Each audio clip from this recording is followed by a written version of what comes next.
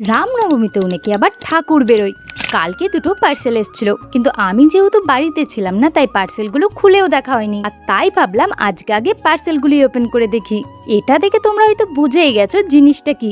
কম বেশি আমাদের সবারই ছোটবেলাকার একটা স্মৃতি। আমার কাছে এরকম একটা আছে, তাই ভাবলাম ছানাটাকেও একটা গিফট করা যাক। আমার কাছে যেটা আছে সেই জিনিসের কোয়ালিটি আর অনলাইন থেকে অর্ডার করা এই জিনিসের কোয়ালিটির মধ্যে কিন্তু আকাশ পাতাল তফাৎ আছে। আগেকার দিনের জিনিস বলে কথা। আর এই পার্সেলটার মধ্যে আছে একটা গ্লু গান।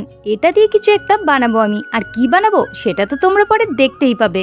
অন্য আঠা দিয়েও বানানো যেত, কিন্তু আমার মতে এটাই বেস্ট অপশন। আর এই যে আজকে ছানাটাকে বাড়িতে নিয়ে এসেছিলাম, কিন্তু ওর কাণ্ড কারখানা দেখো শুধু।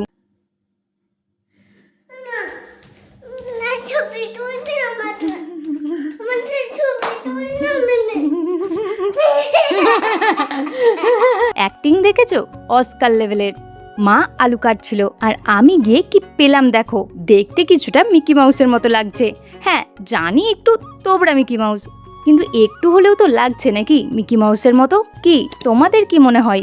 বিকেল বেলা ও দাদার সাথে ঘুরতে যাবে বলে রেডি হতে চেয়েছিল, আর আমি কি সুন্দর ওকে রেডি করে দিয়েছি দেখো।